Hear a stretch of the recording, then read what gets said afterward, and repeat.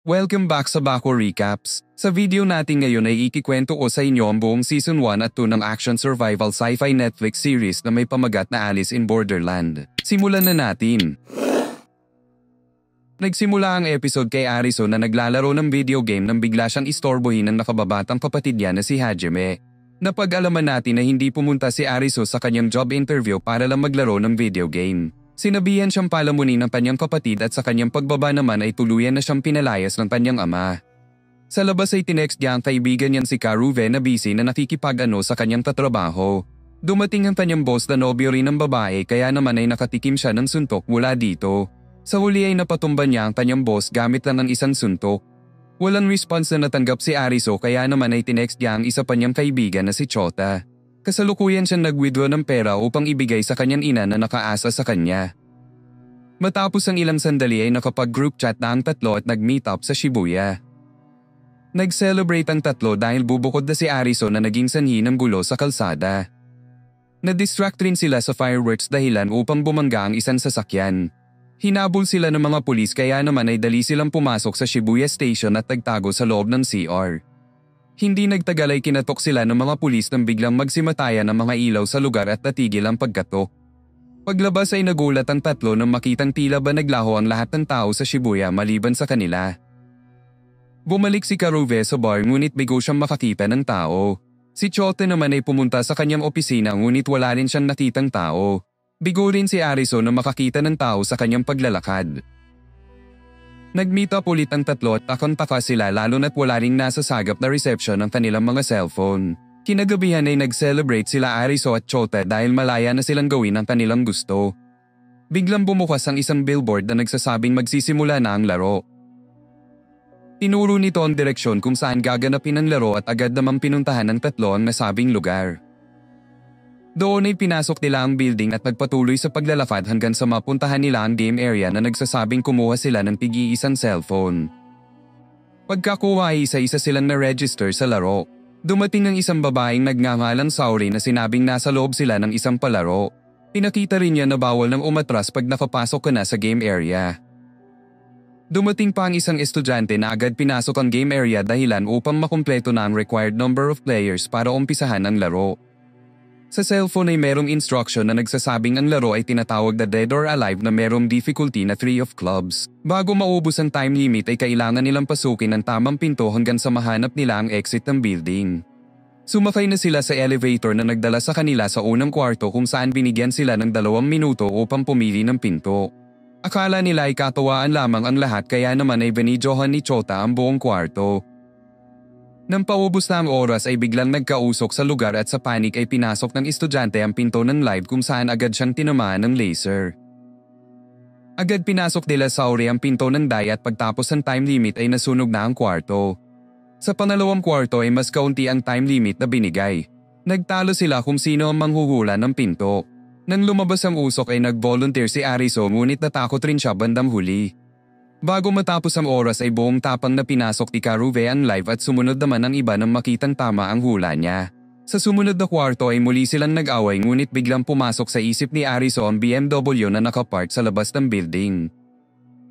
Bago maubos ang oras ay pinasok niya ang pinto ng dai. Sa sumunod na kwarto ay ginamit ni Ariso ang kanyang photographic memory para ma-estimate ang layout ng building na dinrawing rin niya sa isang papel. Bago maubos ang oras ay napasok nila ang tamang pinto. Gamit ang layout sa papel ay madali nilang napasok ang tamang kwarto. Hindi in-expect ni Ariso ang posisyon ng mga pinto sa huling kwarto. Kaya naman ay pinanood niya ang video ng unang kwarto mula sa cellphone ni Chota at napagtanto na may sariling layout ang huling kwarto. Base sa posisyon ng building ay napasok nila Ariso ang tamang pinto ngunit naabutan ng apoy ang paan ni Chota. Sa huli ay nakalabas na sila ng building kung saan nag-notify sa kanila na nanalo sila ng 3 araw sa kanilang visa. Dumating ang isang lalaki na sinabing expire na ang kanyang visa. Hindi nagtagal ay tinamaan siya ng laser mula sa langit. Na-realize nila Ariso na kailangan nilang maglaro ng maglaro upang madagdagan ang araw sa kanilang mga visa dahil kamatayan ang papalit kung naubos ito at nag-expire. Sa di kalayuan ay makikitang maraming tao ang tinatamaan ng laser beam dahil nag-expire na ang kanilang mga visa. Ang lahat ng ito ay pinapanood ng di pa kilalang babae. Sa isang flashback ay nagra-rock climbing si Usagi kasama ang kanyang ama. Balik sa kasalukuyan ay nangako siya sa kanyang sarili at ama na gagawin niya ang lahat upang makasurvive sa mundong ito. Samantala, nadiskubre nila Ariso na ang lahat ng mga electronic devices ay hindi gumagana maliban na lang sa mga lumang radyo at cellphone na binigay ng palaro na kalaunan ay nalobat rin. Nagload ng mga pagkain sila Saori at pagtapos ay pinagsaluhan ito ng grupo.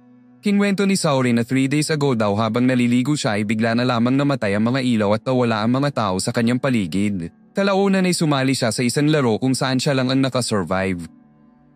Dahil sa kwentong ito ay nalaman ng grupo na hindi sabay-sabay na experience ng mga players ang sakunang ito dahil kahapon lamang na transport ang tatlo. Naisip naman ni Ariso na merong game master na nagpapatakbo ng lahat ng ito. Biglang sumakit ang injury ni Chota at agad naman siyang inalagaan ni Saori. Sila Ariso naman ay napagdesisyonang sumali ulit ng laro upang madagdagan ang kanilang visa at makahanap na rin ng doktor para kay Chota.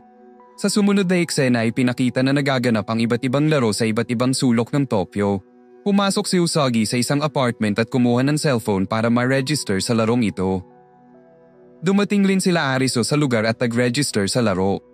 Paglipas ng 1 minuto ay in-announce ang susunod na laro ay merong difficulty at genre na 5 of spades. Nagpakilala sa kanila si Nitove na sinabing ang mga marka ng baraha ay ang magdidetermine kung ano ang genre ng laro at ang number naman ay kung gaano ito kahirap. Spade kung ito ay physical game, diamond kung intelligence, heart kung psychological at club naman kung ang laro ay mix. Na-announce sa cellphone na ang lalaroin nila ay tinatawag na Game of Tag kung saan kailangan nilang iwasan ang tagger at hanapin ang safe room sa loob ng 20 minutes. Dahil kung hindi ay sasabog ang bomba na nakatago sa apartment.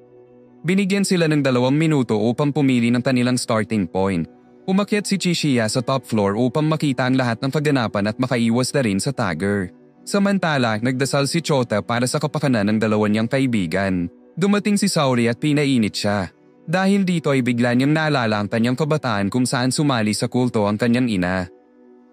Dito ay nakita niya ang kanyang ina na handa na magpaano sa leader ng kulto. Kinwento ni Saori na bago mangyari ang saunang ito ay nakipag-ano pa siya sa kanyang boss upang ma-promote sa trabaho. Pagtapos ay nag-ano ang dalawa. Gayunpaman sa isip ni Chota ay nagdadasal pa rin siya na sana makasurvive sila Ariso sa larong kanilang sinalihan. Nagsimula na ang laro kung saan agad inisa-isa nila Ariso ang mga kwarto upang mahanap ang safe room. Sa kanilang paghahanap ay nagulat sila nang makarinig ng putok ng baril at makita ang isang player na wala ng buhay. Sumulyap sila at nakita na ang tagger na agad silang binaril. Nagtakbuhan sila palayo sa tagger na nagawang mapaslang si Nitove. Nagpanik ang isang player at lumabas ng game area dahilan upang siya ay matamaan ng laser. Ang magkapatid na players ay napaslang rin ng tagger. Sumulyap ang tagger sa direksyon nila Ariso ngunit hindi niya nakita ang dalawa. Na-realize ni Ariso na hindi makakita ng buo ang tagger dahil sa suot nitong maskara. Sumigaw siya sa natitirang mga players sa magsabihan sila ng lokasyon ng tagger upang makaiwas dito. Ni-report ni Usagi ang lokasyon ng tagger at dinamit niya ang kanyang climbing skills upang makaiwas sa baril ng tagger. Papasok na sana ang player sa isang kwarto nang bigla siyang barilin ng tagger mula sa malayo. Nakita siya ni Ariso na agad rin siyang tinulungang makaalis. Nakita ni Chishiya ang buong kaganapan at nagsimula ng maglakad. Nakasalubong nila Ariso ang player na si Aguni na gustong makipaglaban sa tagger. Kalaunan ay pumayag ang dalawa. Dumating rin si Usagi sa lugar na patuloy pa rin sa paghahanap ng safe room. Sinakripisyo ni Aguni ang kanyang kasama upang ma-distract ang tagger dahilan upang maka-atake sila. Nahirapan ng dalawa na talunin ng tagger na balot rin ng armor. Gumamit rin ito ng itak at nagawang ma-injure si Karuve. Buong tapang na nilabanan ni Aguni ang tagger na nabusog mula sa kanyang mga suntok. Habang hinahanap ang safe room ay naalala ni Ariso ang pagbaril ng tagger sa player kahit na malayo ang distansya nito. Dahil dito ay na-realize niya na pinipigilan ng tagger na mapasok ng player ang kwartong iyon. Agad na pinuntahan ni Ariso ang kwarto kung saan nakasalubong niya si Chishiya. Nag-alangan siya na buksan ito ngunit dahil paubos na ang oras ay pinasok na nila ito. Linid sa kalaman ng dalawa ay may isa pang tagger sa loob ng kwarto na agad silang binaril. Ginamit ni Chishiya ang kanyang taser ngunit nakabangon rin agad ang tagger. Nagtago sa labas si Chishiya at natrap naman si Ariso sa isa pang kwarto kung saan natagpuan niya ang 2 button na kailangan pindutin ng sabay upang matapos ang laro. Sumigaw siya sa bintana patungkol dito at agad namang pinungo ni Usagi ang lugar. Napasok ng tagger ang kwarto at agad na binaril si Ariso na agad siyang sinugod. Dumating si Usagi sa lugar at agad namang binato ni Chishiya ang taser sa kanya dahilan upang mapatulog nila ang tagger. Bago maubos ang oras ay napindot ng dalawa ang mga button. Nag-notify sa kanilang mga cellphone na nanalo na sila sa laro. Nagulat sila nung makita na ang tagger ay isa rin palang player at dahil bigo silang maprotektahan ng safe room ay biglang sumabog ang suot nilang collar. Maging sila Agony ay nagulat sa nangyari. Narinig ni Karuve ang radyo mula sa bulsa ng kasama ni Agony. Meron itong mensahe na nagsasabing alam na nila ang katotohanan at pinapabalik na sila sa lugar na tinatawag na beach. Bago pa man siya makapagtanong ay umalis na si Agony sa lugar. Nagsimula ang episode kay Ariso na nagigilty pa rin sa pagkamatay ng tagger. Dumating si Usagi na sinabing wala siyang dapat sisihin kundi ang pasimuno ng palarong ito. Sa bulsa ng tagger ay napulot ni Chishiya ang isang papel na may nakadrawing na hindi ko alam. Kinabukasan ay nagalak si Chota nang makita ang kanyang mga kaibigan na nakabalik ng ligtas. Sinabi ni Karuve sa kanila ang patungkol sa beach na narinig niya sa radyo. Hinala nila na isa itong evacuation center para sa mga players ng palaro. Binalak nila itong hanapin ngunit pinlano muna nila na sumali sa laro mamayang gabi dahil mag-e-expire na ang visa nila Chota at Saori.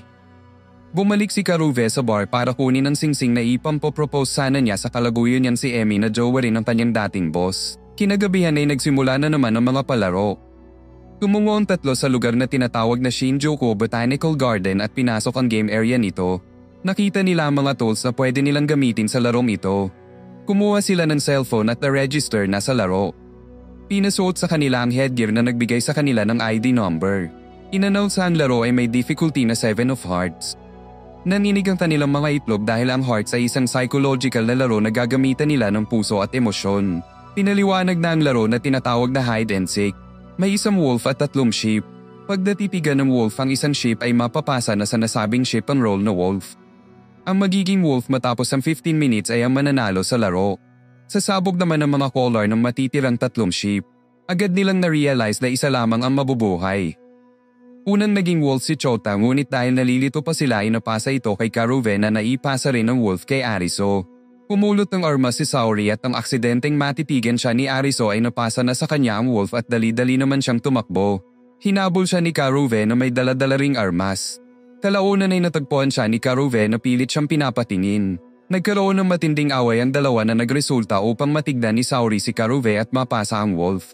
Pilit na inagaw ni Saori ang wolf mula sa kanya sa pamamagitan ng paghampas sa injury ni Karuve. Hindi siya umubra kay Karuve na aksidente ring naipasa ang wolf kay Ariso. Agad na tumakbo si Ariso palayo sa kanila. Nagsalita si Chota sa mic at nagmakaawa sa kanila na itigil na ang kaguluhan ito dahil magkakaibigan silang lahat. Sa kawalan ng pag-asa ay nagdasal na lang siya. Na-corner nila Saori at Karuve si Ariso na pilit iniiwasang tumingin sa dalawa. Biglang dumating si Chota at pinigilan si Saori na makuha ang wolf mula kay Ariso. Gayunpaman ay naiwan si Karuve na agad siyang hinabol. Tinanta ni Ariso na gamitin ang mga tools para tanggalin ang headgear ngunit sa huli ay mas nanaig ang kanyang takot na baka sumabog ang collar nito. Walang nagawa si Ariso kundi umiyak habang patuloy pa rin siyang hinahanap ni Karuve. Naalala niya ang nakaraan kung saan pinagsasalitaan siya ng masama ng sarili niyang ama at kapatid. Gayunpaman ay palaging nandoon sila Chota at Karuve upang pasayahin siya at makalimutan ang problema sa kanyang tahanan. Naalala naman ni Karuve ang sinabi ni Emi na isa siyang mabuting tao dahil palagi niyang iniisip ang kapakanan nila Chota at Ariso. Humagulgol sa iyak ang tatlo nang ma-reminisce nila ang kanilang masasayang alaala ng nakaraan. Na-realize ni Ariso na sila Karuve at Chota ang pinakamahalagang tao sa kanyang buhay. Kaya naman ay nag-decide siya na ipasa ang wolf sa isa sa kanila. Gamit ang mic ay tinawag niya ang dalawa ngunit wala ni isa sa kanila ang sumasagot. Tinago ni Chota ang kanyang sarili at si Saori upang hindi siya mahanap ni Ariso. Maging si Karuve ay nagtago mula sa kanya. Nang hindi na sila mahanap ni Ariso ay tsaka lang sila nagsalita at sinabihan si Ariso na mabuhay siya ng mabuti para sa kanilang dalawa. Dahil sa wholesome na pagkakaibigan ito ay hindi na nakapagsalita si Saori at tinanggap na lang ang kanilang kapalaran. Sa huli ay nahanap na ni Ariso si Karuve. Nagpasalamat ito sa kanya bago maubos ang oras at tuluyang sumabog ang suot niyang collar. Parang sumabog na pakwan rin ang nangyari sa mga leeg nila Chota. Nag-breakdown si Ariso at humagulgol sa iyak dahil sa sinapit ng kanyang mga best friend. Nagsimula ang episode kay Usagi na natagpuan ng depressed na si Ariso sa daan. Sinabi nito na gusto na niyang mawala kaya naman ay iniwan na siya ni Usagi. Pagbalik niya ay muli niyang nakita si Ariso na nakahandusay pa rin sa daan. Dahil dito ay naalala niya ulit ang nakaraan kasama ang kanyang tatay na isa palang tanyag na rock climber. Umaakyat ng bundok ang kanyang ama ng walang oxygen tank na gamit at ang stunt na ito ay hindi pinaniniwalaan ng publiko. Gayunpaman ay nanako siya kay Usagi na hindi peke ang kanyang stunt bago tuluyang umalis para sa isa na namang rock climbing. Lumipas ang ilang araw ay nabalita na nawawala ang kanyang ama. Ang hinala ng karamihan ay tinapos nito ang sarili niyang buhay dahil sa paninira ng media sa kanyang reputasyon bilang rock climber. Dahil dito ay na-depress si Usagi. Kinaumagahan ay nagising si Arizo sa tinitirhan ni Usagi. Binigyan siya nito ng pagkain ngunit nagigilty pa rin siya sa sinapit ng kanyang mga kaibigan. Sinabi ni Usagi na na-depress rin siya noon kagaya ng nararanasan ni Arizo ngayon. Lumabas si Usagi para mag-exercise at sa kanyang pagbalik ay natuwa siya nang makitang kinain ni Arizo ang niluto niyang pagkain. Ginising niya si Arizo upang maghanda para sa susunod na laro dahil mag-e-expire na ang kanilang mga visa. Nagpasalamat si Usagi sa kanya dahil sinagip ng strategy ni Arizo ang kanyang buhay at dahil dito ay ginanahan na siyang maglaro. Kinagabihan ay nagsimula na naman ang mga palaro at tumungo naman ang dalawa sa isang tunnel. Sa loob ng bus ay kumuha sila ng cellphone at nag-register sa laro. Doon ay nakilala nila ang magkakaibigan na sila Yamane, Seizan at Takuma na merong pilay sa paa.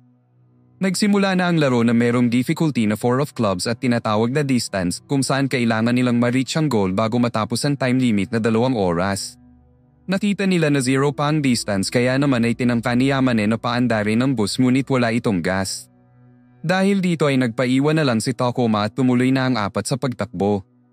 Matapos ang 5,000 distance ay nakakita sila ng water station ngunit hindi sila uminom dito sa pag-aakalang meron itong lason. Kaya naman ay pinaghatian na lang nila ang baong tubig ni Usagi bago magpatuloy sa pagtakbo. Nang ma-reach nila ang 6,000 distance ay nakakita sila ng Black Panther sa lugar. Bigla sila nitong inatake at isa-isang hinanting. Nagawa nila Arizo na makatakas ngunit nahuli ng Panther si Seiza na walang awang nalapan ng hayop. Nagpatuloy sila sa pagtakbo at sa 8,000 distance ay nakakita sila ng motor na pinapatakbo ng diesel. Wala na itong battery ngunit meron pang diesel na pwede nilang gamitin para paandarin ang bus. Dahil meron pang isang oras ay nag-decide si Arizo na bumalik sa bus at nagpatuloy naman sila Usagi sa pagtakbo. Sa daan pabalik ay nakita ni Arizo na nagawa namang mapaslan ni Seizan ang Panther bago siya mamatay. Hindi nagtagal ay nakabalik na siya sa bus kung saan nabuhayan si Takuma nang makita siya. Na-reach naman nila Usagi ang dulo ng tunnel na merong nakablock na pader. Doon ay hinintay ng dalawa sila Arizo. Habang naghihintay ay na-miss ni Yamane ang naiwan niyang asawa. Ilan sandali pa ay isa-isang nagkalasa ng mga bolt sa pader na pumipigil sa baha. Agad tumakbo ang dalawa kung saan nadapa si Yamane. Hinawakan niya ang picture nilang mag-asawa bago tuluyang malunod sa baha. Nagpatuloy sa pagtakbo si Usagi kung saan parating na rin sila Arizo sakay ng bus para sagipin siya. Sa huli ay nakapasok ng bus si Usagi bago pa man mataob ng baha ang bus. Lumipas ang ilang minuto ay bumalik na ang kanilang malay at laking gulat nila nang matuklasan na ang bus pala mismo ang goal ng laro. Nagpasalamat sa kanila si Takuma bago tuluyang humiwalay ng landas. Sinabi ni Arizo kay Usagi ang patungkol sa beach. Nangako rin siya na ipaghihiganti niya ang kanyang mga yumaong kaibigan laban sa mastermind ng palarong ito. Sa huling eksena ay nagbike sila upang hanapin ang nasabing beach. Nagsimula ang episode kay Arizo na tinatanong sa dalawang lalaki kung alam ba nila ang patungkol sa lugar na tinatawag na beach. Sinabi nilang hindi at nagpatuloy na sa game area. Lumipas ang ilang araw ay hindi pa rin nahahanap ng dalawa ang beach. Ang kanilang mga visa ay malapit na rin mag-expire. Nag-ano sila at kinabukasan ay tinuruan ni Usagi si Arizo kung paano mag-hunting. Kinagabihan ay nakakita sila ng mga players na nakasuot ng wristband kagaya ng suot ni Aguni at kanyang kasama sa Game of Tag. Pagtapos maglaro ng mga ito ay sumakay sila sa mga lumang sasakyan at palihim naman silang hinabol nila Arizo. Napadpad sila sa isang hotel na merong kuryente at pangalan na beach. Ngunit ilang sandali lang ay nahuli sila ng mga nagpapatrol sa lugar. Nang sumikat ang araw ay in-interrogate sila ng mga executive sa beach. Dumating rin ang pinuno ng lugar na si Hatter. Pinakita niya sa dalawa ang painting ng mga baraha kung saan naka-cross out na ang karamihan dito. Ayon sa kanya ay maaari silang makabalik sa tunay na mundo kung makumpleto nila ang lahat ng mga barahan na nakukuha nila sa mga palaro. Kaso lang ay isang tao lang ang makakabalik. Kaya daw binuo ang beach ay upang magtulong-tulong sila sa pagkumpleto nito at isa-isang makabalik sa totoong mundo. Sinabi ni Hatter sa kanila ang mga patakaran na dapat naka-swimming attire sila upang hindi sila makapagtago ng armas. Malaya silang gawin ang kahit anong gusto nila basta lahat ng mapapanalunan nilang baraha ay mapupunta sa beach. Sa huli ay kinuha ni Hatter ang mga barahan nila Arizo. Pinwelsa rin niya ang dalawa na maging miyembro ng beach dahil buhay nila ang kapalit kapag sila ay tumanggi. Nag-explore ang dalawa sa beach kung saan natuklasan nila na meron itong pool party at dance party. Nang nagbukasan na ang mga palaro ay tinipon ni Hatter ang mga tao sa lugar at binigyan sila ng motivation speech. Pagkatapos ay naggrupo-grupo sila upang pumunta sa iba't ibang palaro at sama-samang makakuha ng mga baraha para sa beach. Sa parehong lugar ay nakita ni Chishiya sila Ariso at sinabi niya sa kanyang kasama na si Kuina na maaari nilang maging kakampi ang dalawa para sa kanilang binabalak. Pumunta na ang mga grupo sa iba't ibang venue ng palaro.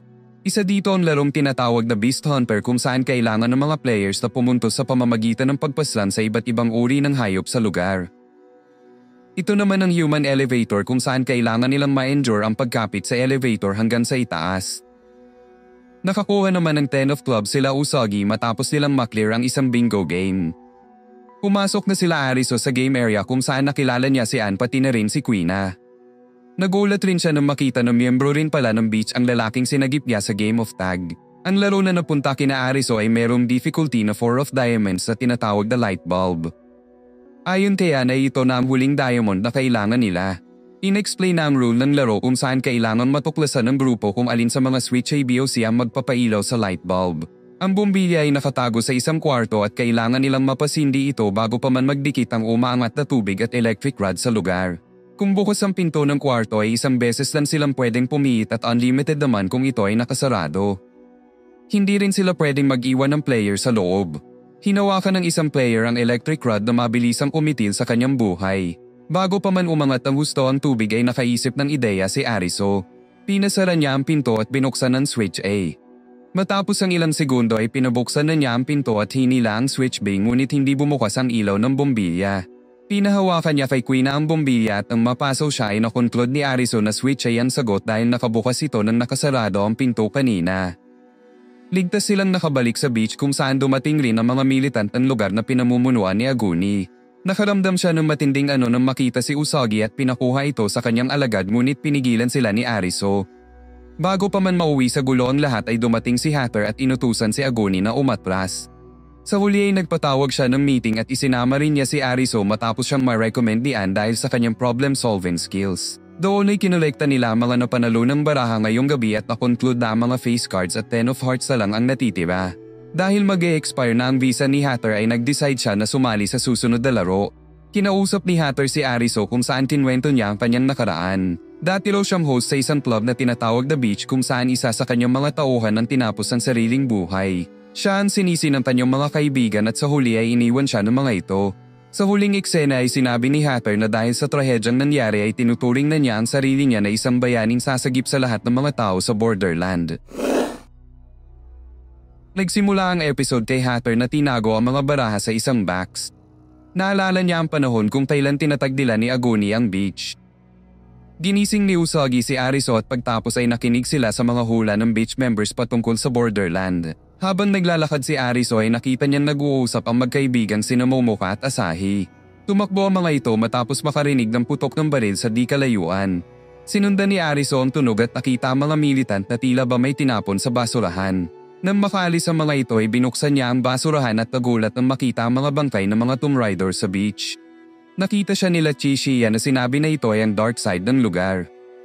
Sa rooftop ay ni-recruit siya ng dalawa para sa kanilang misyon na nakawin ng mga baraha mula kay Hatter. Pumayag siya at in-invite rin niya si Usagi para sa misyon na ito.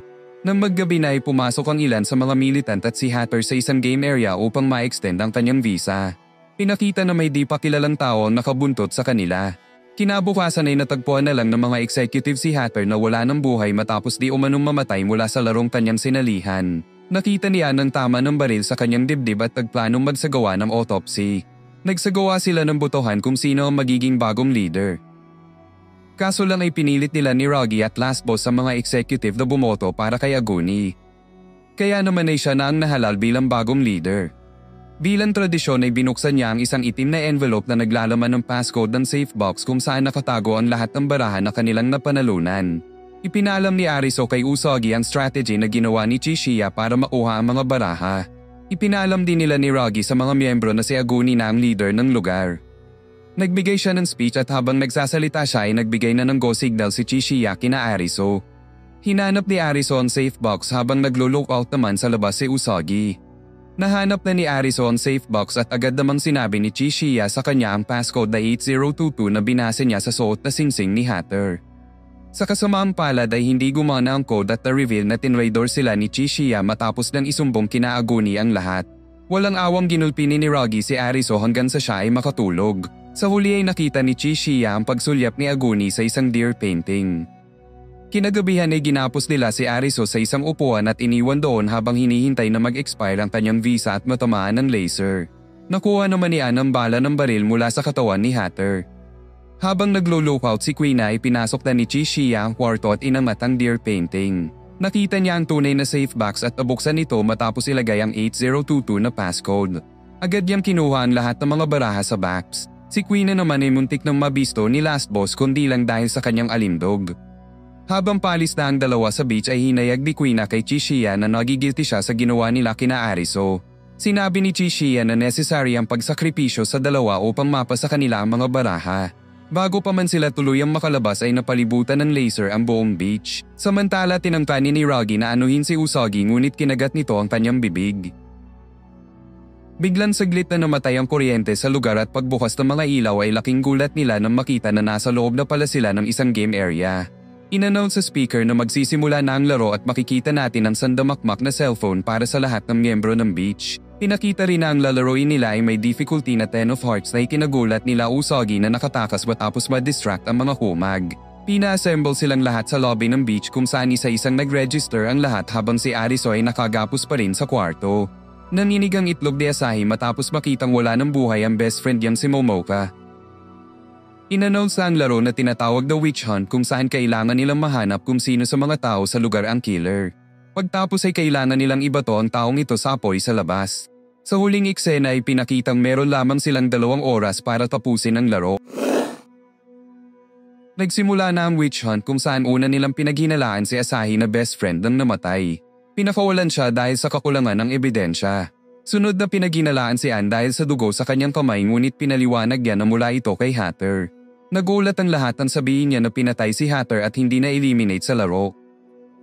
Dumating si Aguni at inutusan ng kanyang mga militant na patayin at sunugin ang lahat sa lugar hanggang sa mahanap nila ang witch. Tumakbo ang lahat ng players sa lugar samantalang kumuha naman si Usagi ng cellphone para kay Ariso. Sa pagtakbo nila Asahi at Usagi ay nakatagpo nila sila Tata at Joe at pagtapos ay hinanap na nila kung saang kwarto nakakulong si Ariso. Walang awang pinagpapaslang ng mga militant ang mga players sa lugar. Nasaksihan ito nila Quina sa surveillance room at nakita rin nila si Ann na tila ba may hinahanap sa isang kwarto.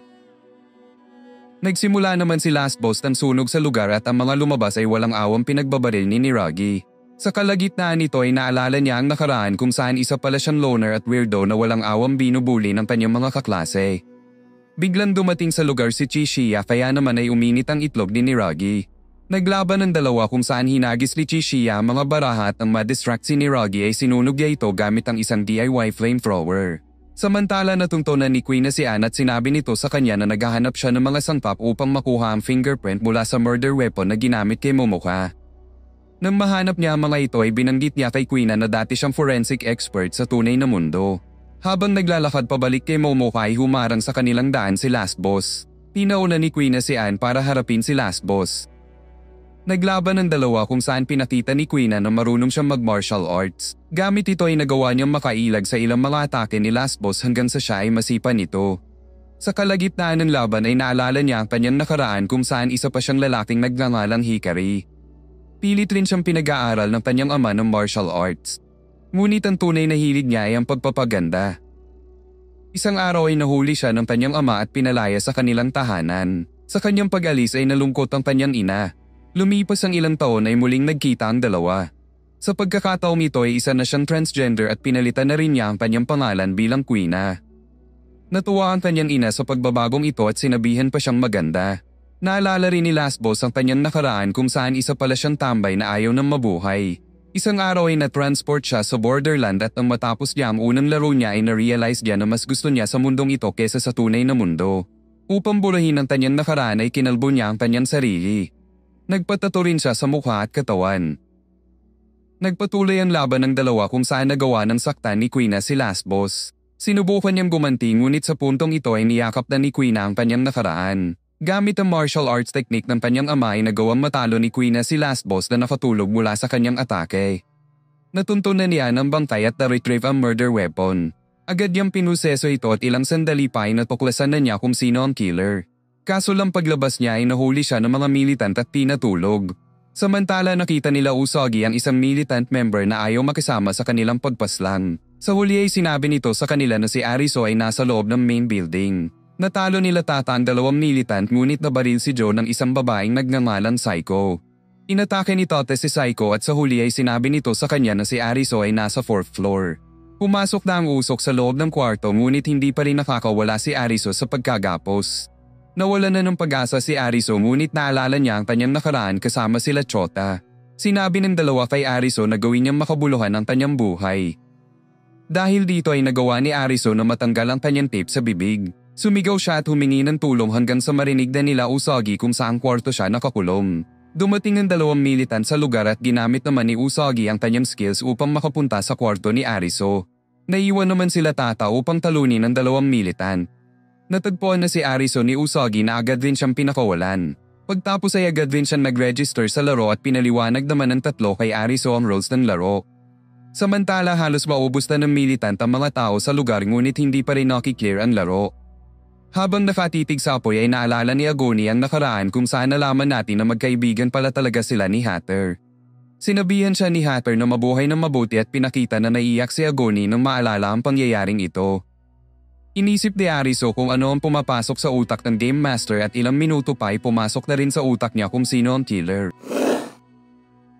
15 minutes na lang ang natitirang oras sa laro kaya naman ay inutusan na ni Agoni ang kanyang mga alagad na tapusin ang mga natitirang players sa lugar. Bago pa mangyari yun ay dumating si Ariso sa lugar at sinabing alam na niya ang sagot.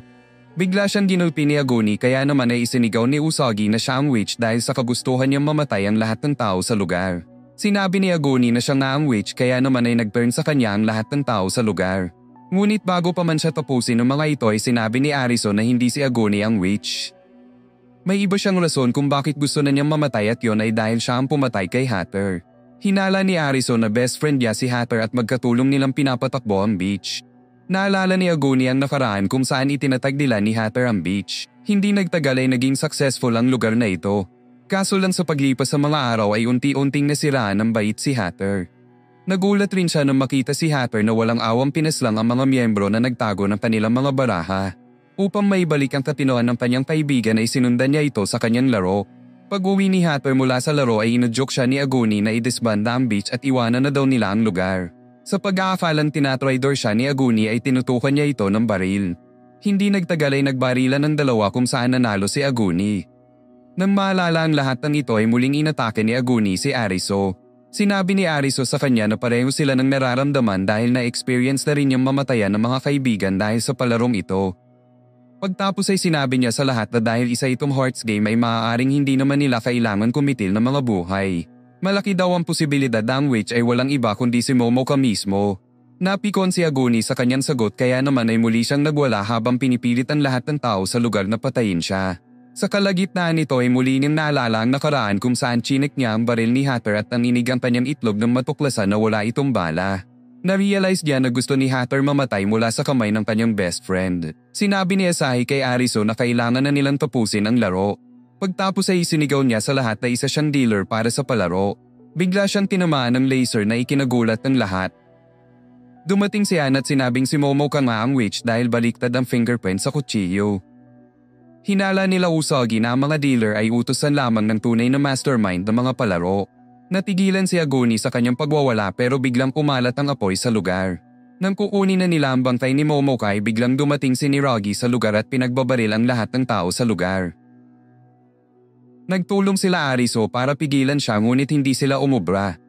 Nang tatapusin na sila ni Niragi ay sinalag ni Agoni ang mga bala at sinokripisyo ang kanyang sarili upang matalo si Niragi. Nagmadali ang lahat na sunugin ang bangkay ni Momoka at natigilan naman si Ariso nang makita ang cellphone ni Asahi. Matapos masunog ang witch ay na-clear na nilang lahat ang laro. Pinanood nilang lahat ang tuluyang pagkasunog ng beach. Naiwan sa loob si last boss na hinayaan na lang ang apoy na tapusin siya. Pinasok ni Chishiya ang hotel at nakuha ang 10 of Hearts card.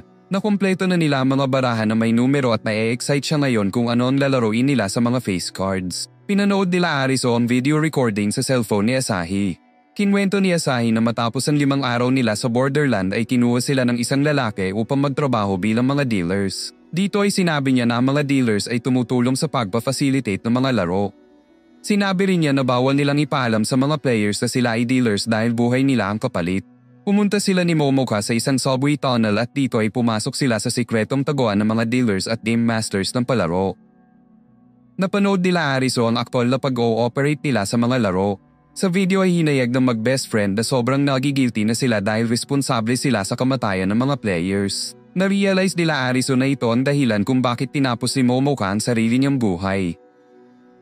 Pumunta silang dalawa sa sikretong taguan ng mga game masters. Natuklasan nila na tila ba abandonado na ang lugar. Natagpuan rin nilang wala ng buhay ang mga game masters na tila ba tinamaan ng laser. Nagulat ang dalawa nang makita sila Chishiya sa lugar. Sinabi ni Chishiya na nadiskubre niya ang lugar dahil sa papel na nakuha niya mula sa tagger ng Game of Tag. Na-realize niya na isa itong mapa ng isang subway station. Sinabi rin sa kanya ni Chishiya na simpleng mga dealers lamang ang mga patay na tao sa lugar at hindi game masters. Biglang bumukas sa mga screen sa lugar at nagulat sila nang makita ang mastermind ng palaro na walang iba kundi si Mira. Nagpasalamat siya sa mga players dahil sa mga magagandang pangyayari sa mga palaro. Binigyang pugay niya ang mga players at bilang premyo daw ay ipapalaro na sa kanila ang mga face cards. Sa labas ay nakita nila ang mga airship na bitbit ang king card. Isa itong pahiwatig na mas mahirap na ang kanilang mga lalaroin. Nagsimula ang episode kina Ariso na nagtataka kung ano ang ibig sabihin ng next stage sa screen. Dumating ang mga beach members na inakalang may laro sa area na ito. Sa di inaasahan ay bigla na lamang silang pinagbabaril ng isang shooter gamit ang assault rifle. Nagsitakbuhan ng lahat at nagkahiwalay ang mga bida habang patuloy pa rin sa pagbaril ang shooter. Kalaunan ay nagkatagpo rin sila nang biglang magpakita sa kanila ang isang airship na may bitbit na King of Spades card. Na-realize ni Ariso na nasa loob sila ng game area ng King of Spades. Hindi nagtagal ay nagpakita na sa kanila ang King of Spades na siya ring shooter ng larong ito. Binigyan ng DIY na bomba ni Chishiya si Quina nang biglang dumating sila sakay ng kotse. Nang papasakay na si Chishiya ay hinagisan siya ng bomba ni King of Spades kaya naman ay napilitan ng grupo na iwanan na lang siya. Sa kotse ay na-realize ni Ariso na ang bawat face card ay merong last boss kagaya ni King of Spades. Sa kabilang kotse ay hindi napansin ng beach members ang pag-akyat ni King of Spades. Kaya naman ay nagulat sila nang isa-isa silang mapaslang nito. Nag-takeover sa kotse si King of Spades at hinabol sila Ariso. Nag-takeover rin si Ann sa sasakyan kaya naman ay nagkaroon ng matinding car chase sa pagitan nila. Sa huli ay parehong bumangga ang kanilang mga sasakyan. Biglang lumabas sa kotse si King of Spades at nagpatuloy sa kanyang pagpaslang ng mga tao sa lugar. Tumakbo sila na nauwi sa pagkahiwalay ni Ann sa 4. Nagtago sila Ariso sa isang apartment kung saan nagsama sila Tata upang makahanap ng sasakyang kanilang magagamit. Nagsama naman sila Ariso at Usagi upang kumuha ng kanilang makakain. Nang makakita si Ariso ng noodles ay muli siyang napa-throwback sa masayang alaala niya kasama ang kanyang mga best friend. Sa counter ay kinilig si Usagi nang makipag-flirt si Ariso sa kanya. Nalungkot si Usagi nang makakita ng article patungkol sa pagkawala ng kanyang ama. Nag-open up si Usagi kay Ariso patungkol dito at sinabing ayaw na niyang bumalik sa tunay na mundo dahil hate niya ang naging buhay niya doon matapos mawala ang kanyang ama. In-encourage siya ni Ariso pero hindi ito umubra dahil tinutoyo na si Usagi. Sa labas ay napansin ni Quina na nag-iba ang mood ni Usagi. Kinabukasan ay tinansya ni Ariso ang distansya ng game area ng bawat face card. Pagtapos ay nakaisip na siya ng plano kung paano makakaligtas mula kay King of Spades. Sinabi niya na lalabas sila ng game area nito at lilipat sa game area ni King of Clubs. Binanggit niya na mas malaki ang tsansa nilang makasurvive dito dahil ang club ay teamwork game. Pumayag ang lahat pero makikitang tinutopak pa rin si Usagi. Sumakay sila ng kotse at tumungo na sa game entrance ng King of Clubs. Doon ay nagulat sila nang makita si Niragi na nakasurvive pala mula kay Aguni. Naka-register na siya kaya naman ay sinuot na rin nila Usagi ang mga bracelet na pinapasuot sa kanila ng laro. Pinasok na nila ang game area at dito ay nakita nila ang team na makakaharap nila. Dumating rin ang kanilang leader na walang iba kundi si King of Clubs na nagpakilala bilang si Kyuma na mahilig ring maghubad. Pinakilala niya ang kanyang mga teammates na sina Ota, Goken, Maki at Shitara. Sa huli ay sinabi niya na sila ay mga mamamayan ng bansang ito. Nagsimula ang episode sa isang flashback kung saan napag-alaman natin na magkakabanda at magkakaibigan pala ang buong grupo ni Kyuma. Balik sa kasalukuyan ay inintroduce na ni Kyuma kina Ariso ang kanilang lalaroin na tinatawag na Osmosis. In-explain rin niya ang rules ng laro kung saan sa umpisa ay may 10,000 points ang parehong team na pwede nilang i-distribute sa bawat isa sa umpisa ng laro. Sa loob ng 2 oras ay magpapataasan sila ng points. May 3 paraan para makakuha ng points at ito ay ang battle, items, at base. Sa battle ay kailangang mahawakan ng player ang kalaban. Kung sino ang may mas mataas na hawak na points ay siyang mananalo ng 500 pero mababawasan ng parehong amount ang natalo. Pwedeng maging 1-on-1 o 2-on-1 ang laban. Pagtapos makipag-battle ay magiging inactive ang status ng isang player at hindi pa siya pwedeng muling makapag-battle dahil makukuryente siya at ang sino mang madikitan niya. Para maging active ulit ay kailangan niyang hawakan ng pole sa kanilang base. Sa item naman ay merong 6 na item na nakatago sa mga shipping containers sa lugar. Mafafakuha ka ng points pag nakahanap ka nito. Pamuli ay ang base kung saan mafafakuha ka ng 10,000 points kapag nahawakan mo ang pole mula sa base ng kalaban. Kaso lang ay pwedeng mag-iwan ng mga bantay ang kalaban na kapag hinawakan ng sarili nilang pole ay magkakaroon ng infinite points. Gamit ang infinite points ay pwede niyang hawakan ng sino mang kalaban na gustong lumapit sa kanilang pole. Kapag nangyari yun ay magkakaroon siya ng 10,000 points at mababawasan naman ang kanyang nahawakan ng same amount. Kapag naubos ang points na hawak ng isang player ay tatamaan siya ng laser. Bumalik na sa kanilang base sila Kyuma at nagsimula na ang laro. Hinati ni Ariso ang 10,000 kung saan binigyan niya ng mas mababang amount ang mga mabibilis tumakbo at mas mataas naman sa mga mababagal. 100 lang ang iniwan niya sa bantay na si Tata dahil pwede siyang magka-infinite points kapag hawak niya ang pole sa base. Nakatagpo nila Usagi si Maki at tinangka nilang makipag-battle ngunit tumakbo siya. Nakahanap naman ng item sila Quina na nakapagbigay sa kanila ng 2,000 points. Nakatagpo rin nila si Kyuma na binata ni Ariso. Nanalo si Ariso at nakumpirma kay Kyuma na tig 2,000 ang hati niya sa kanyang team. Nakasalubong naman nila Usagi si Goken at tagtulungan upang makakuha ng 500. Maging si Maki ay nahawakan rin nila Quina. Bumalik sila ng base ng masaya dahil mas mataas na ang points nila kesa sa kalaban. Hinawakan nila ang pole upang ma-reset ang status nila at makapag-battle muli. Si Niragi naman ay umubo ng dugo dahil na rin sa mga pinsalang tinamo niya sa beach. Samantala nakaisip ng plano sila Kyuma kung saan sinugod nilang 4 ang base nila Ariso. Nanginig ang ni Tata nang makita sila kaya naman hinawakan niya ang pole upang magkaroon ng infinite points. Binantaan niya sila Kyuma ngunit nagpatuloy pa rin sila sa pagsugod. Sa huli ay si Shitaro lang ang nahawakan niya at hindi napigilan ng 3 dahilan upang umani ng 30,000 points ang kalaban na ikinagulat nila Ariso. Dahil sa infinite points ay naubos ang points si Shitaro at dahan-dahang tinanggap ang kanyang kapalaran.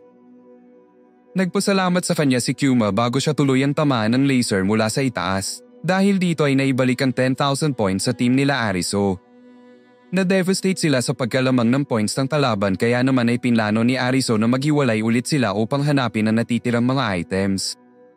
Nakatagpo ni Usagi si Goken na ginamit ang kanyang skills upang makuha ang 500 points ni Usagi. Nagkita rin sila Quina at Maki na nauwi sa saglit na laban ng dalawa. Nanalo si Maki at nakuha ang 500 ni Quina. Nakakita ng item si Ariso ngunit naunahan siya ni Uta. Dumating rin si Kyuma sa lugar at kinuha pa ang kanyang 500. Bago umalis ay sincere na pinatatag ni Kyuma ang kanyang loob. Nawawalan na ng pag-asa ang grupo nang makaisip ng plano si Ariso na sugurin ang base nila Kyuma. Inakit ni Usagi si Goken na habulin siya at nauto naman ng kumag.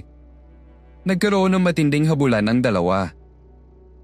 Buong tapang na tinalo ni Usagi ang kabilang container samantalang pumalpak naman si Goken at nakatulog mula sa pagbagsak. Sila Ariso naman ay nagpakita na kina Kyuma na agad humawak sa pole para magka-infinite points. Sabay-sabay silang sumugod kung saan nakaiwas si Quina mula sa paghawak ni Maki. Nahawakan naman ni Kyuma si Ariso ngunit inactive ang kanyang status dahil hindi pala siya humawak at nagpa-reset sa pole kanina. Kaya naman ay parehong na-shock ang dalawa. Dinuraan ng dugo ni Niragi si Uta at successful na nakahawak sa pole nila na naging dahilan upang makakuha siya ng 10,000. Tinangka rin ni Quina na humawak sa pole pero nasipa siya ni Maki. Gayunpaman ay hindi pa rin sapat ang kanilang points kaya naman ay nakampante na sila Kyuma sa kahahantungan ng larong ito. Devastated ulit na bumalik sa base ang grupo kung saan sinisi ni Niragi si Tata para sa kanilang downfall. Umalis si Usagi para hanapin ang natitirang item. Si Niragi naman ay muling umubo ng dugo at nang ma-realize ang nalalapit niyang katapusan ay nakaisip siya ng alam niyo na. Nahanap na ni Usagi ang huling item at dahil dito ay 500 na lang ang nilamang ng kalaban. Kaso lang paglabas niya ay nakasalubong niya si Niragi na may balak na masama sa kanya. Nag-away ang dalawa na nauwi sa pagkawala ng malay ni Usagi. Ginanahan si Arizo nang makita ang score kaya naman ay nagplano siyang sumugod sa base nila Fuma. Bago yun ay nagpasalamat siya kay Tata na tinawag din niyang kaibigan. Sa huling eksena ay pinakitang may less than 10 minutes na lang si Arizo upang maisagawa ang naiisip niyang plano. Nagsimula ang episode kay Tata na naalala ang kanyang nakaraan bilang isang mekaniko. Hindi niya gusto ang trabahong ito at hindi siya nag-e-effort para dito. Isang araw dahil sa kanyang kapabayaan ay naging sanhi siya ng isang aksidente kung saan nadurog ang kamay ng kanyang superior. Nawalan ito ng trabaho at simula noon ay nangako siya sa sarili niya na pagbubutihan na niya ang lahat ng kanyang mga gagawin.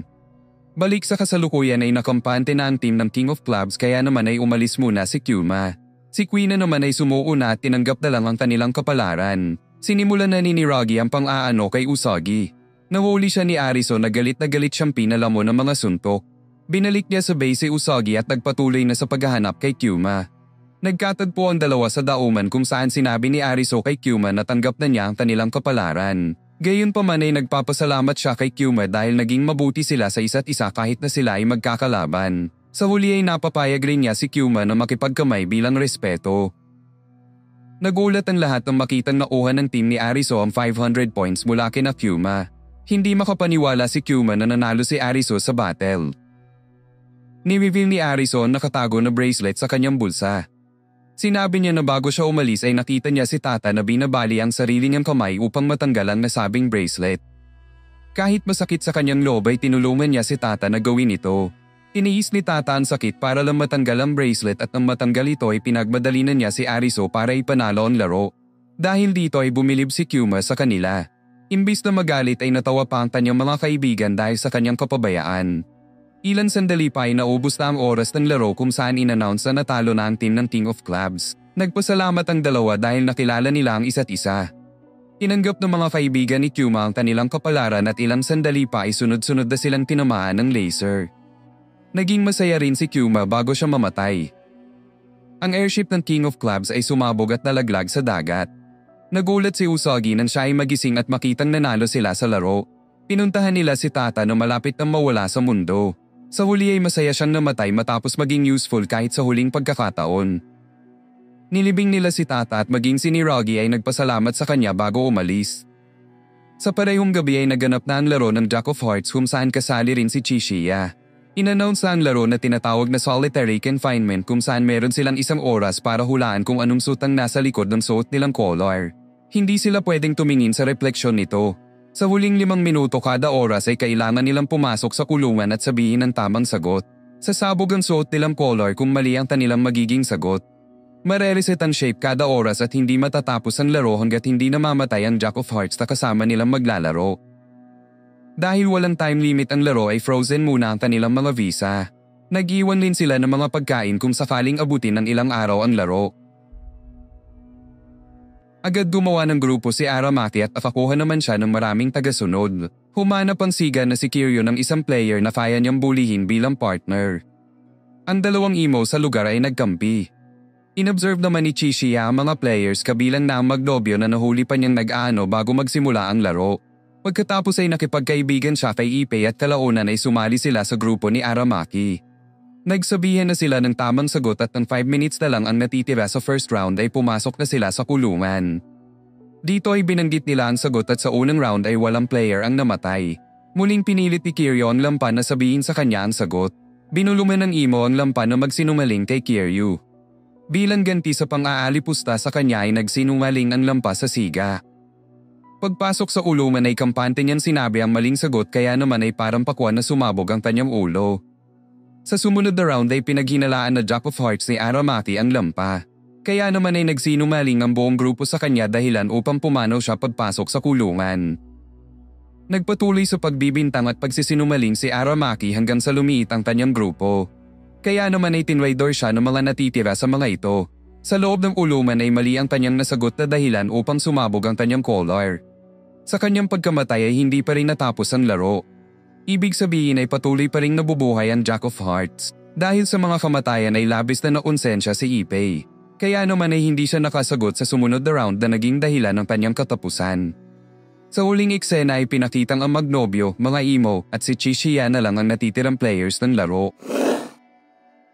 5 na lang ang natitirang players sa laro at yun ay sina Chichiya, ang magnobyo na Shiga at Yaoba at ang dalawang emo na sina Matsushita at Banda. Sa kantin ay napapayag ni Chichiya si Matsushita na makipagpalitan ng sagot. Nagsinungaling ito at sinabing heart and shape ni Chichiya. Pag-alis niya ay biglang dumating si Shiga sa lugar. Tinanong ni Chichiya kung club band shape sa collar niya ngunit hindi ito sumagot. Nagpalitan na ng sagot ang dalawang emo at dito ay nagsinungaling si Matsushita. Sinabi ni Yaoba ang tamang sagot pero nagsinungaling naman si Shiga. Kaya naman sa CR ay nakipag-ano siya kay Banda. Ilang sandali pa ay pumasok na sila sa loob ng kulungan. Dito ay ni-rule out ni Chichiya ang mga shape na heart at club dahil wala siyang tiwala kay Matsushita at dahil na rin sa hindi pagsagot ni Shiga. Kaya naman diamond at spade na lang ang pagpipilian niya. Naubos na ang oras at sa labas ay narinig ang isang malakas na pagsabog. Mag-isang lumabas si Matsushita na tuwang-tuwa nang makitan siya lang ang nakasurvive. Naninig ang kanyang itlog nang biglang lumabas si Chichiya na nakumpirma na ang hinala niya na si Matsushita ang Jack of Hearts. Sunod na lumabas si Banda na isa palang tanyag na serial killer sa totoong mundo. Na-realize ni Banda na kaya lang pumampi sa kanya si Matsushita ay dahil sa kanyang killer instinct na ubusin agad ang mga players sa lugar. Sunod na lumabas si Yaoba at na-reveal na si Shiga lang ang pumanaw sa round na ito. Sinabi ni Chichiya ang kanyang naobserba kung saan magkasunod na kumukuha ng pagkain sila Matsushita at Shiga sa kantin. Isang uri ng pagkain lang ang kinukuha nila at gamit ang 4 na magkakaibang flavor ay paliin silang nagpapasahan ng sagot. Nang ma-realize ito ay nagkampi-kampi ang tatlo para makumpirma kung si Matsushita o Shiga ba ang Jack of Hearts. Dinala nila Banda si Matsushita sa isang kulungan at doon ay walang awa nila itong tinorture para makakuha na rin ng impormasyon tungkol sa Borderland. Gayunpaman ay wala silang nakuhang matinong sagot bago pumanaw si Matsushita sa pagsabog. Sa huli ay pinakita na natapos na ang laro at sumabog na rin ang airship ng Jack of Hearts. Samantala nag-camp sila Ariso na sinabing na-realize niya na si Kyuma ay dating player lang din na na-promote bilang last boss. Kaya naman ay na-depress siya nang maisip na hindi na sila makakabalik sa tunay na mundo.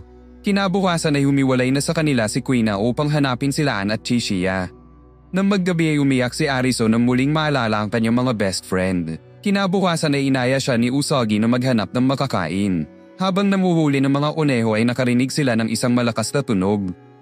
Sinundan nila ang tunog at nakakita ng mga bangkay sa lugar. Nakita rin nila si Kaito na sinabing hanapin ang kanyang pelikula bago ito tuloy ang bawian ng buhay. Pumasok sila sa trailer at nakita ang pelikulang sinabi ni Kaito. Gamit ang isang lumang makina ay pinanood nila ang vlog na naiwan niya. Dino-document niya ang lahat ng nadadaanan niya sa Borderland. Nakuhanan rin niya ang next stage sa screen na lumabas matapos maklear nila Ariso ang witch hunt sa beach. Nagulat sila Ariso nang makitang nakatagpo pala ni Kaito si Ann na nakasurvive rin mula kay King of Spades.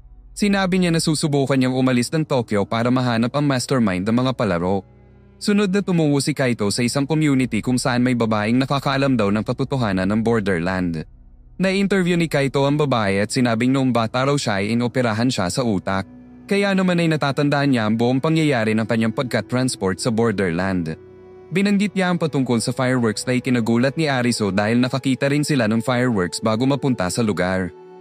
Sinabi ng babae na hindi naman daw talaga yung fireworks at bago pa siya magpatuloy sa pagsasalita ay bigla siyang nabaril. Lahat ng tao sa lugar ay pinagbabaril ng shooter na walang iba kundi si King of Spades. Nakapagtago si Kaito pero kalaunan ay namatay rin siya. Nakaramdam ng pagyanig sila Ariso at pagtingin sa bintana ay laking gulat nila nang makita ang airship ni King of Spades. Agad silang tumakbo habang hinahunting at pinagbabaril. Nagkahiwalay sila ni Usagi at sa kanyang pagtakbo ay nakatulog si Ariso mula sa sipa ng isang PWD. Nagising siya at nakita ang PWD na si Heiya. Sinabi nito na may naghihintay na makausap siya. Pinuntahan niya ang taong ito na walang iba kundi si Aguni. Nagsimula ang episode sa usapan nila Ariso kung saan sinabi ni Aguni na balak niyang talunin si King of Spades. Samantala naalala ni Heiya ang kanyang nakaraan kung saan napag-alaman natin na mahilig pala siyang magpaano sa kung sino-sinong lalaki. Habang naglalakad kasama ang kanyang mga kaklase ay nagulat si Heiya nang marinig at makita ang fireworks sa himpapawid. Na-transport siya sa Borderland at naganap ang una niyang laro sa isang football stadium.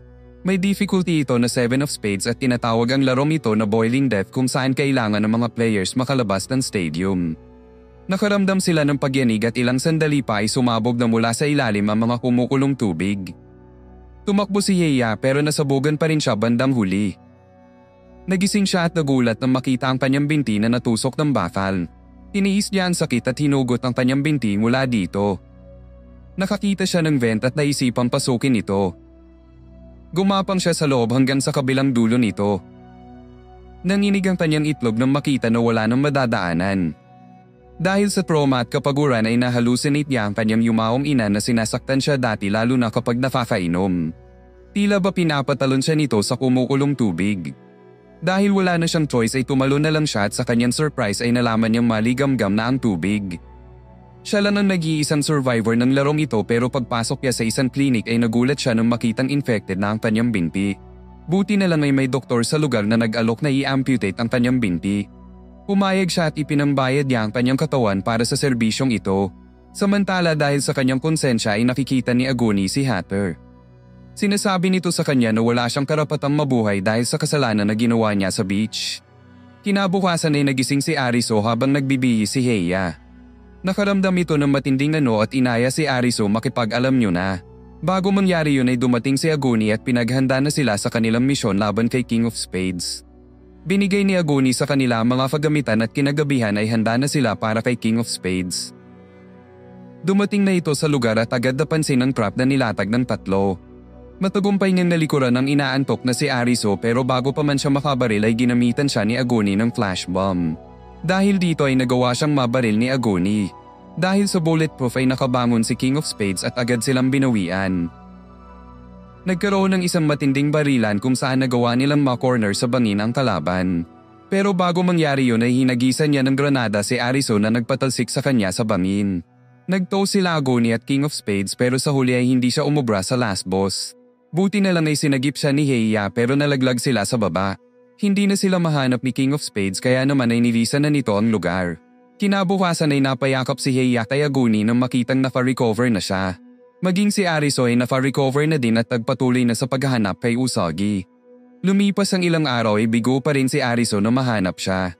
Nakita niyang sumabog ang airship ng Queen of Diamonds at pinuntahan ito sa pag-aakalang nandoon si Usagi. Sa sumunod na araw ng paghahanap ay napuntahan niya ang isang lugar na tila ba maraming taon nang hindi tinatao. Naputol ang eksena sa nangyari kay Usagi kung saan hinahanap niya si Ariso matapos silang huntingin ni King of Spades. Kinabukasan habang naghahanap ng makakain ay nakilala niya ang isang babae at isang bata na nagngangalang Kota. Ayon sa babae ay ulila na si Kota matapos pumanaw ang kanyang mga magulang dahil sa mga palaro. Dagdag pa ng babae ay mag-e-expire na raw ang visa ng bata. Dahil dito ay naisipan ni Usagi na isama ang bata sa kanyang susunod na laro. Samantala naligaw sa kagubatan si Ann at maging ang kanyang kompas ay hindi gumagana. Nagpatuloy siya sa pag-akyat ng bundok at nagulat nang makita ang kabundukan na dapat isa ng syudad ngayon. Sumali naman si Queen sa laro ng Jack of Spades kung saan kailangan niyang makasurvive mula sa pag-atake ng mga kalaban. Bagamat sugatan ay nagawa pa rin niyang maklear ang laro. Kinagabihan ay pumasok sila Usagi at Kota sa game area ng Queen of Spades. Na-surprise siya nang makitang sumali rin pala sa larong ito si Ariso. Hindi nagtagal ay in-announce na ang laro na tinatawag na checkmate. Maglalaban ang Queen Team at Challenger Team kung saan pagturna ng isang team ay tatayain nila ang mga players sa kalaban. Pag nakataya sila ng kalaban ay hindi ito makakagalaw sa round na yun pero magiging kakampi na nila ito sa susunod na round. Ang Queen at King ay hindi pwedeng mataya at pagtapos ng 16 rounds ay mai-eliminate ang team na may mas konting miyembro. Bilang advantage ng Challenger Team ay 3 lang muna ang kakampi ng Queen. Pagtapos ay pinili ng Queen of Spades si Kota na maging king ng Challenger Team. Nagsimula na ang laro kung saan nauna na ang Queen Team sa pagtaya. Nagpamalas ang Queen of Spades ng kanyang galing at liksi sa larong ito upang tayain ang mga miyembro ng Challenger Team. Nang turn na ng Challenger Team ay tinangka nilang ibalik sa kanilang kampo ang mga nataya ngunit pinigilan sila ni Queen of Spades. Nagpatuloy ang mga rounds at palitan ng turns kung saan unti-unting naubos ang miyembro ng Challenger Team.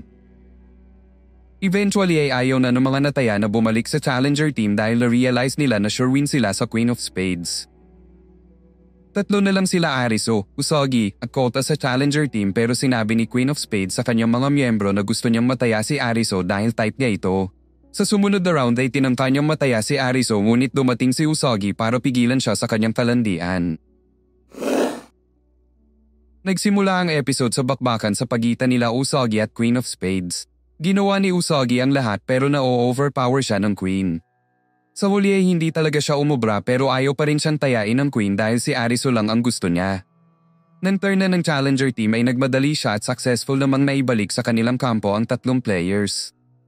Nagbigay ng makapagbagbag damdamin na speech si Usagi kung saan nangako siya sa kanyang mga nataya na may chance pa silang lahat na makabalik sa tunay na mundo. Na-inspire ang lahat dahil dito at kusa namang nagpataya ang isang player na nakarinig sa kanya. Kaso lang ay natapos na ang kanilang turn at iniwan pa sila ng isang player. Nagmadaling sumugod ang Queen team at sa huli ay nagawa nilang ma-corner si Arizo. Bago siya mataya ng mga ito ay naglambitin si Arizo gamit ang kadena. Natapos na ang turn ng Queen kaya naman ay ginamit ni Usagi ang pagkakataong ito upang tayain ang mga players ng kalaban. Sa huli ay nagtulong-tulong ang challenger team at unti-unting nataya ang lahat ng kakampi ng Queen. Nagdiwang silang lahat sa pagkatalo ng Queen of Spades at nagpasalamat naman si Kota kay Usagi. Binati sila ng Queen para sa kanilang pagkapanalo ngunit tumanggi pa rin itong magbigay ng impormasyon patungkol sa Borderland. Gayunpaman ay sinabi niya na malalaman nila ang katotohanan sa oras na matalo nila ang mga natitirang face cards. Sa huli ay tumalon siya sa building kung saan tinamaan siya ng laser habang nasa ere. Nagpaalam sila Arizo sa mga players at nagpatuloy na sa paglalakad hanggang sa matagpuan nila ang football stadium kung saan naglaro noon si Heiya. Sa loob ay naligo sila sa hot spring at ilang sandali pa ay nagulat sila nang makakita ng elepante sa lugar. Sa huli ay nag-ano ang dalawa. Samantala sa Supreme Court ay nagaganap ang laro ng King of Diamonds kung saan kasali rin si Chishiya. Ang laro ay tinatawag na beauty contest at na-reveal din na ang King of Diamonds ay walang iba kundi si Kuzurio na dating executive sa beach.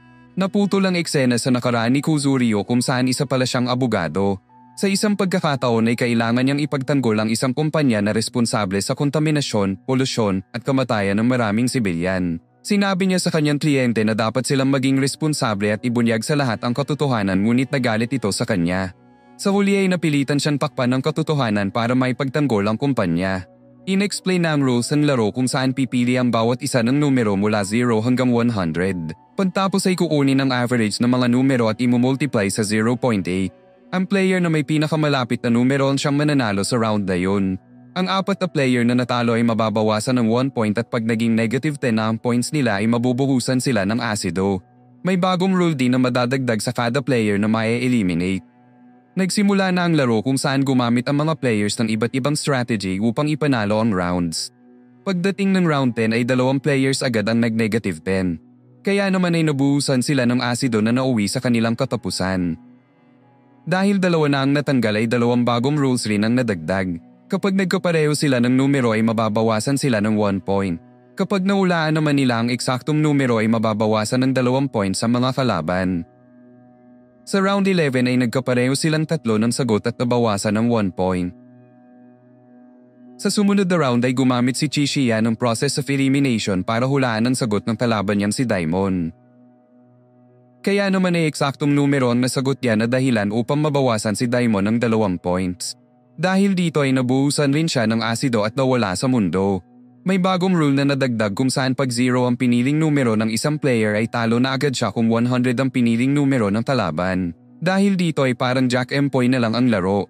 Naputol ang eksena sa nakaraan ni Chishiya kung saan isa pala siyang doktor. Susunod na sa pila ang kanyang pasyente na si Hayato para sa isang transplant. Kaso lang ay may isang pasyente na nag-donate sa ospital ng malaking halaga na dahilan upang makasingit ito sa pila. Dahil dito ay hindi na naisagawa ang operasyon kay Hayato na dahilan upang siya ay pumanaw at ipagluksa ng kanyang magulang. Tinuligsa ni Chishiya ang patakarang ito ngunit wala siyang laban sa sistema ng ospital kung saan pera lang ang masusunod. Balik sa laro ay binunyag ni Chishiya kay Kuzurio ang kanyang numero at isinaalang-alang na lang ang kanyang buhay sa kalaban. Sa kagustuhan na ipaglaban ng tama at katotohanan kahit sa huling pagkakataon ay sinakripisyo niya ang kanyang sarili para kay Chishiya. Sa huli ay pinanalo niya si Chishiya at naalala ang nakaraan kung saan sinabi niya kay Mira na sisiguraduhin niyang magiging patas ang mga gagawin niyang laro. Nabuhusan na siya ng asido at naantig naman ang puso ni Chishiya dahil sa kanyang sakripisyo. Samantala sa kanyang paglalakad ay natagpuan ni Queen ang ospital kung saan na-confine ang nanay niya noon. Sa huli ay nangako siya sa kanyang sarili na bumalik sa tunay na mundo. Si Anne naman ay nakakita ng patay na deer at naalala ang kanyang nakaraan bilang forensic expert. Pagtapos ay nagpatuloy na siya sa kanyang paglalakbay patungo sa Yokohama, isang syudad sa labas ng Tokyo. Kinis ni Heiya si Agoni sa pisngi at sa huling eksena ay pinakita na handa na siya para kay King of Spades. Nagsimula ang episode kay Niragi na tumangging tulungan ng isang player na tapusin ang sarili nitong buhay. Sa huli ay nagpatuloy na siya sa paglalakad ng may maitim na balak. Samantala sa laro ng Queen of Clubs ay muling nagkita sina Quina at Anne. Ang laro ay tinatawag na target kung saan nagkampi ang dalawa upang batuhin ang mga kalaban na parang dodgeball. Sa huli ay successful nilang na-clear ang larong ito. Sa laro naman ng Jack of Clubs ay kailangan ng mga players na ilaglag ang mga kalaban habang nakakapit sa lubid. Sa Jack of Diamonds naman ay kailangan lang nilang manalo sa mahjong. Sa game naman ng King of Hearts ay kailangan nilang makatakas mula sa isang mabangis na hayop. Natapos ng mga natitirang players ang mga larong ito at sa huli ay ang Queen of Hearts at King of Spades na lang ang natitira. Sa Shibuya Crossing ay muling nagkita sina Ariso at Chishiya. Naputol ang kanilang usapan nang biglang mabaril si Chishiya ng kumag na si Niragi. Ang malala pa ay naghamon ito ng barilan kung saan pumayag naman si Chishiya. Nagbarilan sila maliban na lang kay Ariso na sinusubukan pa ring ibalik si Niragi sa katinoan. Natigilan sila nang biglang dumating si Usagi sa lugar na agad namang binaril ni Niragi. Kaya naman ay napilitan si Ariso na barilin siya at na-reveal na sinalag pala ni Chishiya ang bala. Ang rason niya ay dahil daw na-inspire siya sa sakripisyo ni Kuzuryo sa laro ng beauty contest. Nakaramdam sila ng pagyanig at nanginig ang kanilang mga itlog nang makita ang airship ng King of Spades. Dumating ang mga players sa tina-target ng King at kabilang na dito sina Anne at Quina na nakapag-reunite din sa grupo nila Ariso. Muntik nang tapusin ni King si Anne pero buti na lang ay sinagip siya ni Quina. Dumating ang iba pang players na sinagasaan si King gamit ang kotse na sumabog rin kalaunan. Sa pag-aafalang natalo na nila si King ay nagdiwang sila pero muli itong bumaril. Pagtapos ay nagulat ang lahat nang makita na isa pala siyang kalbo. Pinana ni Heiya si King ngunit hindi ito umubra sa bulletproof vest. Nagtago sila sa loob ng building kung saan nakatagpo nila si Agoni na naghihintay maubusan ng bala si King. Pinakita ni Quina ang DIY bomb na binigay sa kanya ni Chishiya. Pinlano ni Ariso na punuin ng gas ang drugstore para mas palakasin ang pagsabog nito. Habang naghihintay ng pagkakataon ay napanood nila ang ibang mga players na walang awang nilalampaso ni King of Spades. Sa huli ay kinuha nila ang atensyon ni King habang palihim naman pumasok si Ariso sa drugstore at pinuno ng gas ang loob nito. Sa isang eskinita ay pinagtulungan nila Anne at Quina si King of Spades ngunit sa huli ay hindi sila umubra. Sa paglalakad ni King ay bigla siyang kinorner at pinagtulungan ng lima ngunit isa-isa rin silang nagbagsakan. Nang tatapusin na ni King si Agoni ay dumating si Heiya at sinalo ang mga bala. Maging si Anne ay tila naging target practice. Nagalit si Agoni sa sinapit ni Heiya at binuhos ang 100% ng kanyang lakas upang tapusin si King. Ngunit sa huli ay hindi talaga siya umubra. Dumating si Quina na tinangkang ipaghiganti si Anne. Tumulong din si Usagi pero sa huli ay nakatikim ng maraming saksak sa tagiliran si Quina at nasaksak rin ang parehong binti ni Usagi. Sa huli ay nagpalitan sila ng bala kung saan tuluyan ang bumagsak si Agoni. Bago pa man tapusin ni King si Usagi ay dumating si Ariso at nagpahabol sa kanya. Pumasok si Ariso sa drugstore kung saan handa na ang kanyang patibong. Kaso lang ay nakakutob si King pero buti na lang ay nadaplisan lang pala si Agoni at tinulak siya papasok. Sa huli ay nagawa ng dalawa na pasabugin ng drugstore. Pinuntahan ni Ariso si Usagi at naiwan naman si Agoni para tapusin si King. Pagtapos ay tinangka niyang tapusin ang kanyang sarili pero muling nagpakita sa kanya si Hatter at pinigilan siya. Sumabog na ang airship ng King of Spades at pinakita na buhay pa si Heiya na gumagapang papunta sa mahal niyang si Agoni. Maging sina Quina at Anne ay parehong humihinga pa. Sinabi ni Anne kay Quina na sana sa kabilang buhay ay magiging magkaibigan pa rin sila. Sa huli ay tuluyan na siyang nag-collapse at nawala ng malay. Nafa-recover si Usagi at nagpatuloy na sila sa paglalakad kung saan nadaanan nila sila Chishiya at Niragi na nakasurvive rin pala. Sa huling eksena ay pinasok na nila ang game area ng Queen of Hearts at sa rooftop ay nag-aabang na sa kanila si Mira para sa huling laro. Nagsimula ang episode kay Mira na sinabi sa kanila na ang lalaroin nila ay tinatawag na The Queen of Croquet. Hindi nila kailangan manalo pero dapat nilang matapos ang 3 rounds ng croquet nang hindi nagsusurrender. Nagsimula na ang unang round kung saan masayang nanalo si Mira matapos ang halos 1 oras na laro. Sa sumunod na round ay lagpas 30 minutes rin ang inabot ng paglalaro pero nagawa naman ni Arizo na manalo. Bago magsimula ang panghuling round ay pinilit ni Mira sila Arizo na uminom muna ng tsaa.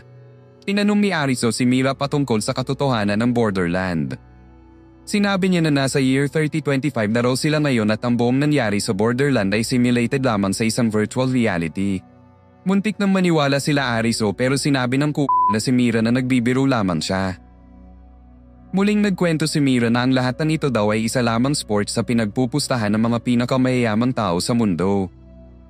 Maniniwala na sana ang dalawa kundi lang sinabi ni Mira na nagjo-joke lang siya ulit. Na-realize ng dalawa na sinasayang lang ni Mira ang oras nila. Muling nagsalita si Mira at sinabing siya ang nag-design ng larong Seven of Hearts kung saan nasawi ang dalawang best friend ni Arizo. Na-trigger si Arizo at pinanta siyang tapusin. Buti na lang ay na-realize ni Arizo na kapag ginawa niya yun ay hindi nila matatapos ang laro. Ito ay magiging dahilan upang matrap ang lahat ng survivor hanggang sa mag-expire ang kanilang mga visa. Dahil dito ay sinabi na ni Mira ang katotohanan na ang lahat ng ito ay isa lamang ilusyon at nasa isip lamang ni Arizo. Pinaalala niya kay Arizo ang araw kung saan naghaharutan silang magkakaibigan sa kalsada ng Shibuya. Dito ay aksidenteng nasagasaan ng sasakyan sila Faruve at Chota. Nashock si Arizo at nagising ang kanyang diwa sa isang realidad kung saan isa siyang pasyente sa isang mental hospital. Maging si Usagi ay pasyente rin ng lugar na ito at ang psychiatrist nila ay walang iba kundi si Mira. Sinisisi ni Arizo ang kanyang sarili sa pagkawala ng kanyang mga kaibigan. Hindi niya matanggap ang katotohanan na ito kaya naman ay hinallucinate niya ang lahat ng mga laro sa Borderland para labanan ang trauma. Nang maipa-realize sa kanya ito ni Mira ay nawala na siya ng ganang mabuhay. Binigyan siya ng gamot ni Mira na kapag ininom niya daw ay mapapawi ang kanyang lungkot at matatapos ang laro. Nang marinig ito ay na-realize ni Usagi na hindi ilusyon ang Borderland at nagsisinumaling na naman si Mira. Iinumin na sana ni Arizo ang gamot kaso lang ay pinigilan siya ni Usagi.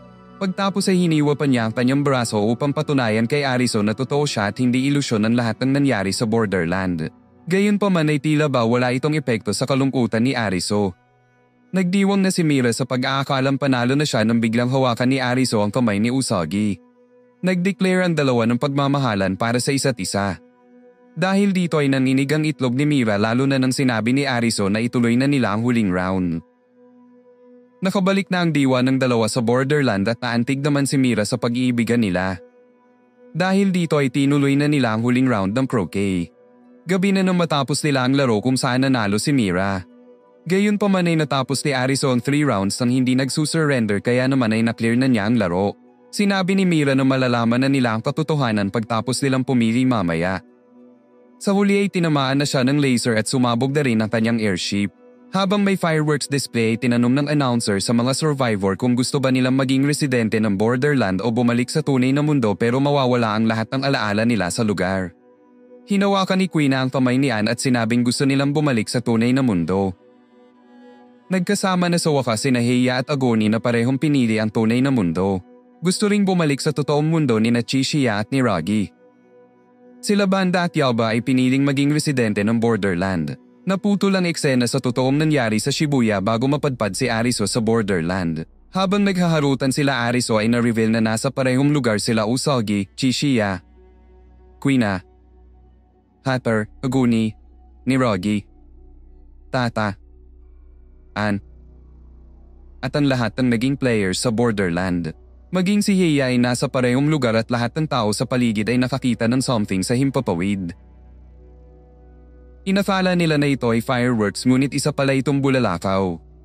Sumabog ang buong Shibuya na nagpaninig sa libo-libong itlog. Balik sa Borderland ay pinili nila Arizo at Usagi na bumalik sa totoong mundo. Biglang napunta ang diwa ni Arizo sa isang bar kasama ang kanyang mga kaibigan. Nagkwentuhan sila patungkol sa Borderland at sa huli ay sinabi ng dalawa sa kanya na huwag yan sayanin ang pangalawang buhay niya. Nagising si Arizo sa isang ospital kung saan nandoon din ang kapatid niyan si Hajime. Sinabi nito sa kanya na nawalan siya ng tibok ng puso sa loob ng 1 minuto. 60 days ang tinagal ni Arizo sa Borderland. Ibig sabihin ng isang araw sa Borderland ay 1 segundo lamang sa totoong mundo. Nabalitaan niyang pumanaw na nga mga kaibigan niyan sina Faruve at Chota. Ibig sabihin, ang mga players na nasawi sa Borderland ay hindi rin naka-survive mula sa bulalakaw sa totoong mundo. Sa huli ay sinabi ni Hajime sa kanya na umiyak ang kanilang ama nang mabalitaan ang sinapit niya. Na-realize ni Ariso na may natitira pa palang pagmamahal para sa kanya ang kanilang ama. Sa labas ay pinakita si Heian na naputulan na ng paa. Ibig sabihin, lahat ng injury na tinamo nila sa Borderland ay siya ring mga injury na sinapit nila mula sa Bulalakaw. Nakita niya si Aguni na tuluyan pang nagpapagaling. Dahil malala ang sinapit ni Anne sa Borderland ay critical condition rin siya sa totoong mundo. Gayunpaman ay nagkaroon siya ng consciousness sa huli. Si Queen naman ay binisita ng kanyang ina. Maging ang kanyang ama ay nandoon rin sa lugar na tila ba tanggap na siya nito. Sila Chishiya at ni Ragi naman ay magkasama sa isang kwarto kung saan sila ay nag-ano. Nakita ni Ariso si Kota sa labas at nakasalubong pa niya ang nag-alaga dito. Habang naglalakad ay nagkita sina Usagi at Ariso. Na love at first sight si Ariso kay Usagi. Kaya naman ay umisip si Ariso ng iba't ibang palusot upang mapapayag si Usagi sa isang date. Sa huling eksena ay nilipad ang mga baraha sa lamesa maliban na lang sa Joker card.